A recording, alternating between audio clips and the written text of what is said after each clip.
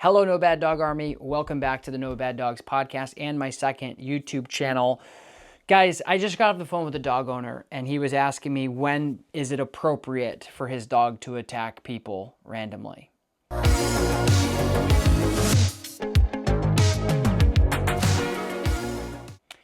The answer is never. But where is that threshold of neurotic behavior and warranted behavior for a bite?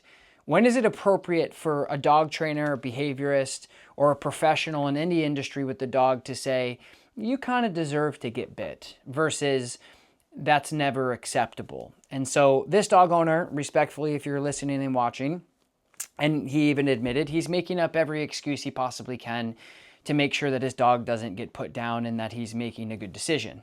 Now, because I only consulted with him online, that's not really my say. But what I did say is, look, this guy was driving in his car and his dog was in the back seat and his dog attacked his sister randomly. So what I said was, that's not okay. That's probably the dog's genetics going a little bit haywire. That's not okay. You should be talking to the breeder more than anything, more than a trainer. He said, well, could it have been because the dog was protective of the back seat? Could it have been because the dog's blanket was back there? Sure. These are all potentially warranted reasons for a dog to get upset.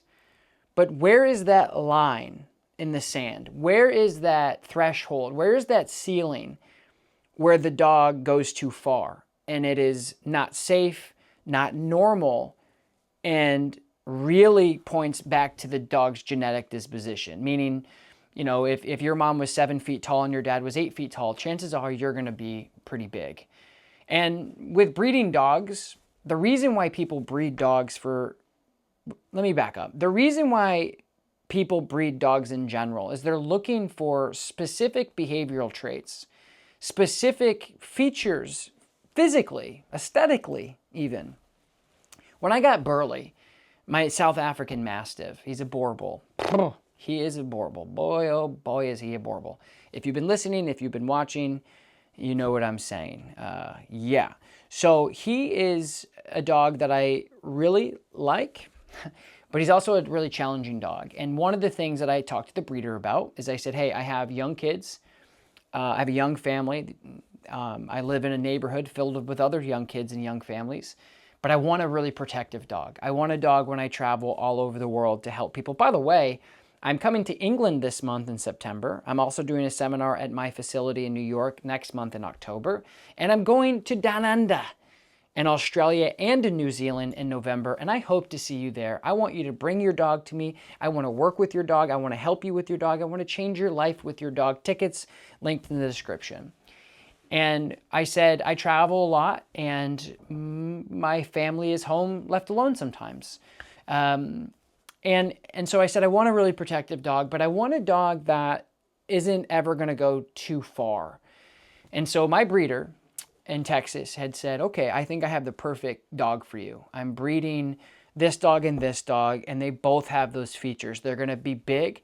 They're going to be loyal. They're going to be protective. They're going to be scary. They are going to do everything that you want them to do, and they're obsessed with kids. They're great with kids. They're gentle with kids. Burley, gentle, yes. Great with kids, yes. Gentle with me? No. Does he listen? Yes. Does he want to listen? No. Is he reactive? Yes. Does he want to be a jerk? Yes. Does he listen? Yes.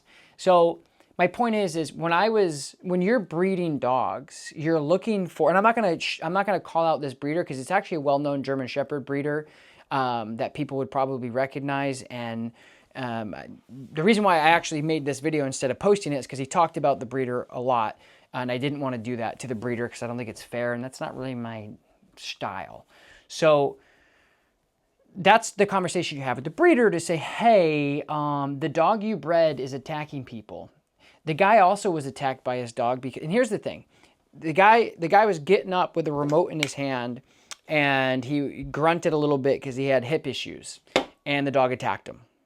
And I said, yeah, that's not appropriate. That's not normal. You should be able to get up from your own couch without your dog attacking you. And he said, well, could it have been because I grunted? And this is it. Like, some dog owners get into this unrealistic, unfair place in their mind where they are scraping the barrel to make this make sense. And I have empathy for that. I have understanding for that. I have grace for that. I have patience for that. But as a professional and as a dog owner of my whole life, of 30 plus years, how old am I? I have to ask my wife. And that's not appropriate. That's the line that gets drawn. So again, going back to the car, the dog attacked his sister in the car randomly, and he said, well, could it have been the protective thing? I said, sure. But a dog that has a good disposition and a good temperament may just give a little like, brah. Maybe won't want to move. Maybe huffs and puffs and moves away. But they're not going to attack. And that's the difference between a dog who has a good temperament and a dog who is got some genetic issues, in my opinion. Right? Same thing with you getting up.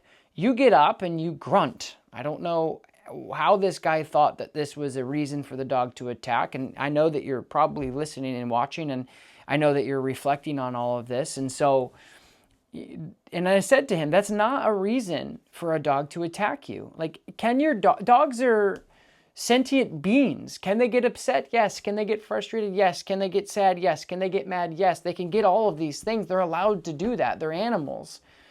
But when you're living with an animal in your own home and you're afraid to get up off your couch, that's unacceptable. That is not okay. So when you have a dog that bites you and attacks you for no reason, don't try to make up excuses of why you think that's happening because because the thing at the end of the day, guys, is it doesn't mean you have to put down your dog. That's the thing. As I told this guy, is I said, I don't think you have to put down your dog, so I want you to get that out of your mind. Or I said, I'm not going to tell you you have to put down your dog. And that was like one big relief for him, because the entire time he was talking, I think he was just making sure I didn't say that, because I think he talked to other people who did. And I'm not even saying that euthanizing the dog would be out of the picture.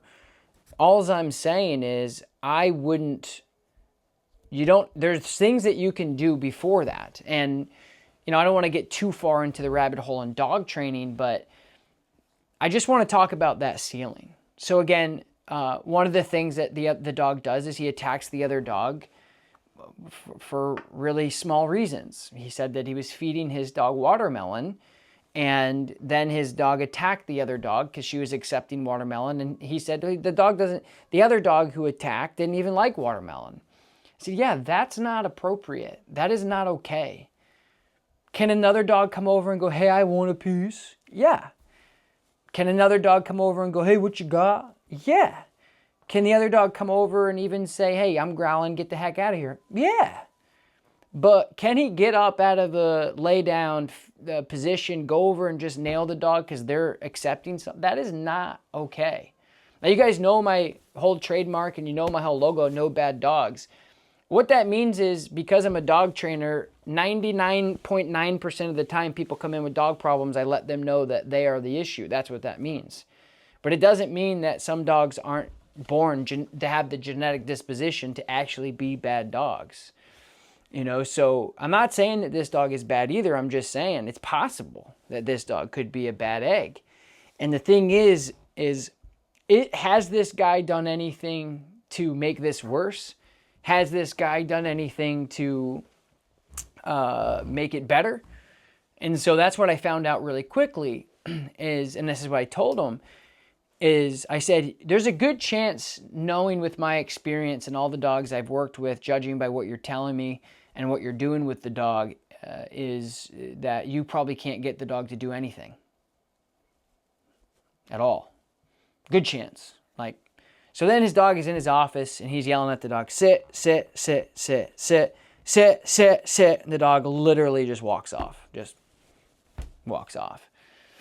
I go, yeah, man, that's the point, right? And the guy was like, frustrated with the dog for sure, but it shouldn't be a frustrating thing. It should just be an eye-opening thing. Like, yo, man, here's the thing. You want your dog to stop doing these very advanced, in-depth, emotional, hormonal, stop doing these things that we don't quite understand as humans. But Buddy can't put his dog into a sit with nothing going on in the room. That's a problem. So that's the first step. You know, he was like, well, what do I do? I said, okay, well, you got to audit your baseline. Because I always tell people, if you have the most aggressive dog in the world, but you also have level 3 and really good obedience, you're going to be much safer, much calmer, much more successful than the out-of-control 6-month puppy that's jumping and scratching the shite out of everybody. Period. Full stop. So that's what I said to him. I go, you have a lot of work to do.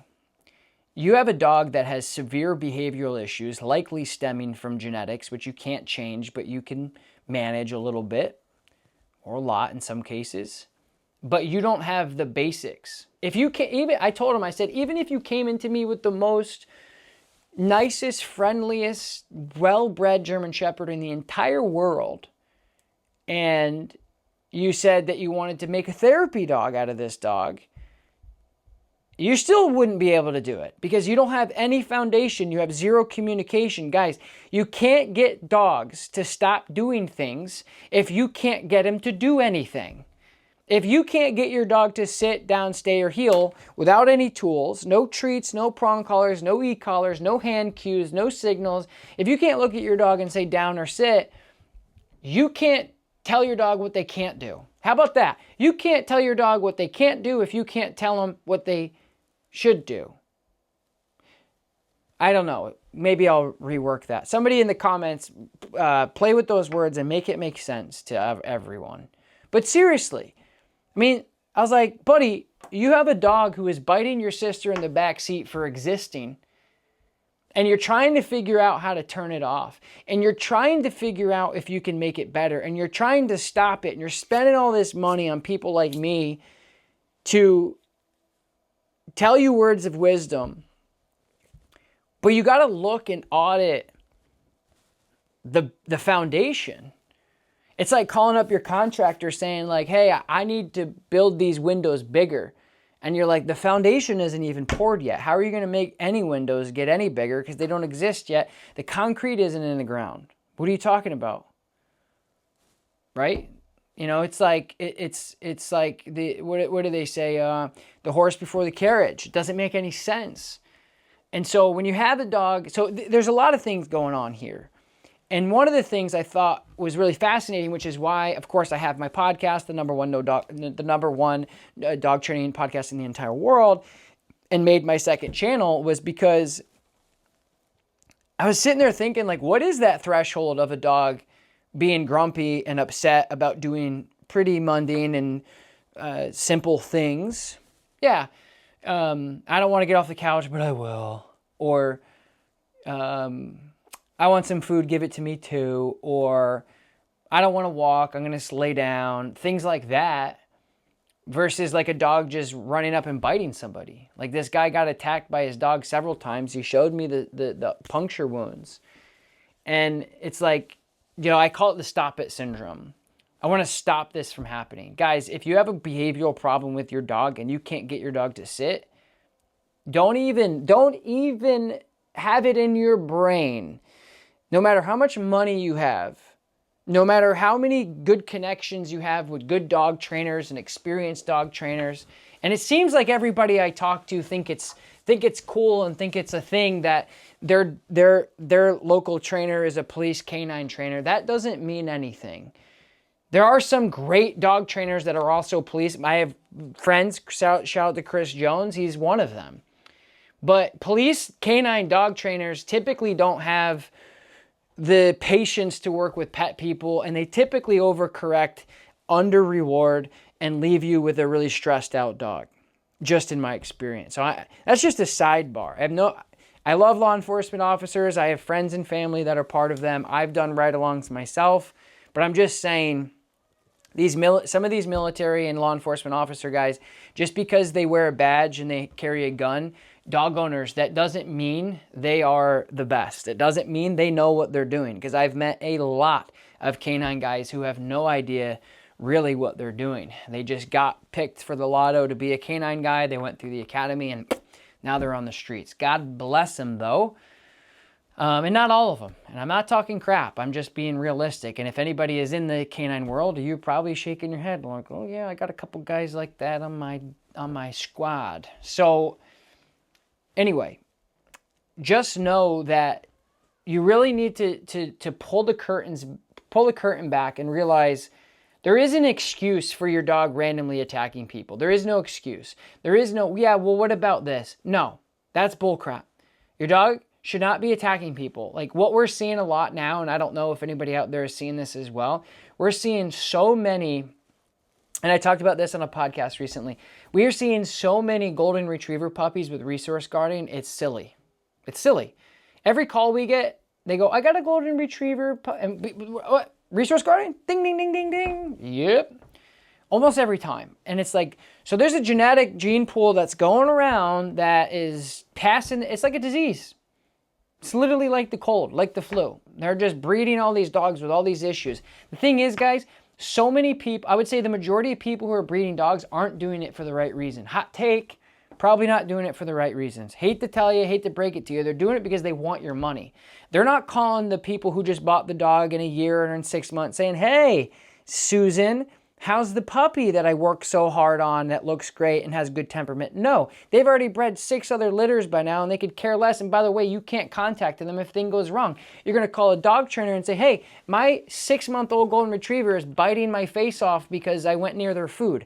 That's a genetic problem. That's a bad breeding problem. You need to either go to the shelter, get a super mutt, or you need to do your research about what dogs you're getting, how long their pedigree has been around. You need to go spend time with the mom. You need to go spend time with the dog. You need to get into their food bowl. You need to mess around with them. You need to touch them. You need to play with them. You need to get to know them before you buy their offspring. Hot take. Seems like common sense. I'm not mad. I'm just kind of being funny because that's the only way I can really think about some of this stuff without getting frustrated. But so that's it. Like when you have a dog, yes, there's a threshold and a ceiling in which they are allowed and it is appropriate for them to give you feedback. Growling, okay. Showing teeth, okay. Biting, when is that appropriate? Let's give an example. A dog sleeping peacefully on their bed and a 3-year-old runs and jumps on their back while they're sleeping. They get nipped. Yes, human's fault. I said it. Fire me in the comments. Go ahead. A dog playing with a stuffy on a bed and a kid walks by, the dog growls. Inappropriate, not okay. That's inappropriate. That should be addressed. That should be addressed. Let's think of another one. A dog in their own crate eating raw food, really hungry, and a kid walks up, puts their hand in the bowl. This is a tricky one. Your dog should be okay with that. This is more of a parenting issue, not the kid's issue, not the dog's issue. You should make sure that your dogs are secure and they have a safe, calm place to digest food without your baby crawling into their face and getting into their food. My dogs would be okay with that, but I still wouldn't allow it. I said that the other day. I said, what the heck was that? Did you guys hear that? Hi there, nice to meet you. Who are you? That was really weird. I think it was I'm not exaggerating. I think that was my TV talking to me. That was creepy. Really quickly, guys, in my head, I tried to analyze like all the women voices in my head that I know. I didn't know any of them, and I just realized that was my computer or my TV. Well, that was weird. Anyway, so there are limits. Like dogs are allowed to be dogs. They're allowed to be animals. They're allowed to have all these feelings. It's just when is it appropriate for them to put their mouth on things? Like dog on dog stuff is a much bigger threshold. It's a much bigger ceiling. Much bigger. Much bigger. But your sister hanging out in the back seat along for a ride getting attacked, never appropriate. You getting up off your couch and huffing and puffing or farting and you get attacked, not appropriate. Ever. Not cool. That's genetics. You need to call your breeder and go, yo, what is happening? What's going on? Right? And the breeder, just so you know, had told these guys, well, you should have done this and you should have done that and you should have did obedience. And it's like, yeah, but you also shouldn't be breeding dogs that attack you for farting on your couch. So that's also some accountability type ish, right? That needs to be addressed. Like that's not okay. Like that, there's never a time where that's okay. There's never, There's never a response of better obedience for your dog biting your sister in the back seat or you farting on your couch. Never is there a time for an obedience response there. No, that shouldn't happen. So these are my thoughts. This is something, again, if you guys like these videos on my second channel, let me know in the comments below. Let me know what you want me to talk about next time. If you're listening to the pod, this is same old story I've been saying for a long time. Thank you for listening. That's my thoughts for today. Thank you for watching. Thank you for listening. Hope to see you guys on the road. Again, England, New York, Australia, New Zealand. I'll see you guys soon.